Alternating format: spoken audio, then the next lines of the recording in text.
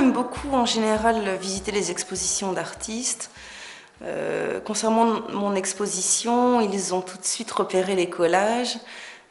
Ça leur a plu parce qu'ils sont réalisés avec des matériaux naturels qu'on peut trouver partout et qui ont là tout de suite une deuxième vie. Si vous voulez, j'essaye de faire revivre ces matériaux qui ont été rejetés par l'homme ou qui sont et retravaillés après par la nature. Et ça, les enfants sont assez sensibles à ce genre de choses.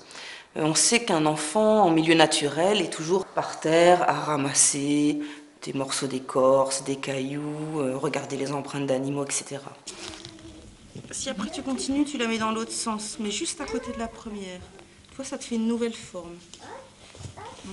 Même ici, tu peux lier tes formes, tu peux les superposer aussi. Voilà. Si tu veux une autre couleur, si tu veux un noir ou un marron, ouais, c'est bien. Et alors, retire-le ton thé. Ça peut se servir tout seul. Voilà. Et tu vois, tu peux jouer sur les formes. Tu peux faire la même chose, tu mets à l'envers par exemple, ou tu mets dans la continuité. Ils ont aimé aussi ces collages parce qu'ils sont abstraits. Et l'abstraction renvoie à beaucoup de choses qui sont inconscientes. En regardant un collage abstrait ou une peinture, ils sont bombardés d'images mentales parce que ça leur rappelle une chose ou une autre. Donc ça leur plaît beaucoup et ensuite ils ont facilité aussi à retranscrire eux-mêmes en peinture ou en collage ou même en sculpture, ce genre de choses. L'abstrait ne leur fait pas peur contrairement aux adultes. Dessin de Thibaut, bien composé. Moi je l'écris tout en bas. Un bon choix de couleurs aussi.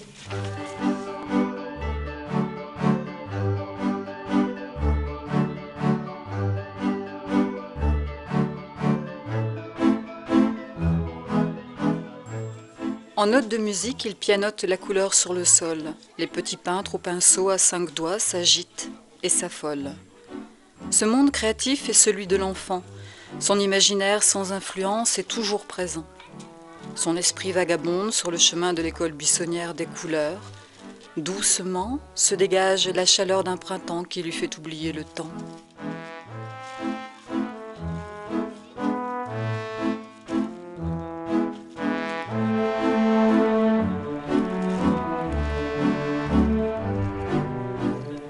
Les formes incertaines, colorées de papier découpé, sont la libre expression de l'instant. Elles se dessinent comme une silhouette au miroir d'un reflet vivant. Nos petits magiciens surréalistes donnent ainsi naissance à des œuvres éphémères, portant notre regard vers une interprétation libre et légère. Ils nous invitent à cueillir au rivage de la créativité la lumière qu'ils ont dans les yeux. Pénétrant le reflet du surréalisme, nous serons sans repère dans leur monde merveilleux. Les enfants sont comme des étoiles qui partiront un jour par la fenêtre entr'ouverte. Vers ce lointain et vaste horizon des arts, ils s'en iront à la découverte. Dans cette ouverture à l'innocence, ils seront comme des graines de vie et de bonheur, repeignant de motifs imprécis un monde chimérique empreint de douceur et de couleur.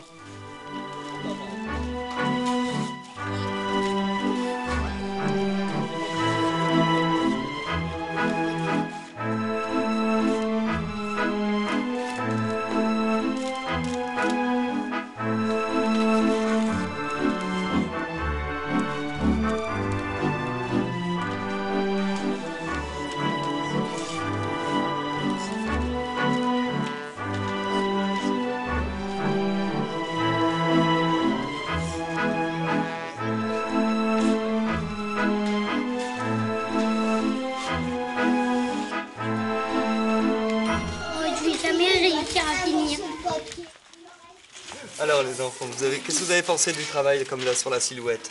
C'était bien? C'était mieux quand c'était fini. Et sinon, qu'est-ce que vous avez pensé du résultat final? Parce que c'est vrai qu'au début, il n'y avait rien sur la feuille, elle est partie blanche. C'était mieux quand c'était fini. C'était mieux quand c'était fini. Et alors au niveau des collages, c'était mieux en collant des petits bouts de papier ou des plus grands? Des plus grands. Pourquoi? Ça allait plus vite ou ça rendait mieux un peu? Ça allait plus vite.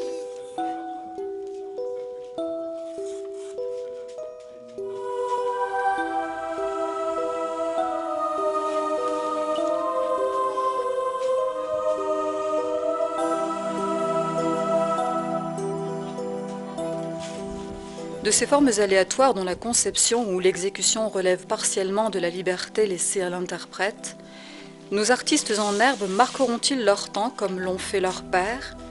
Eliezer Lisinski, Simon Antaï ou encore à la suite de Marx Ernst, tous ces surréalistes qui ont su exploiter l'art des associations irrationnelles.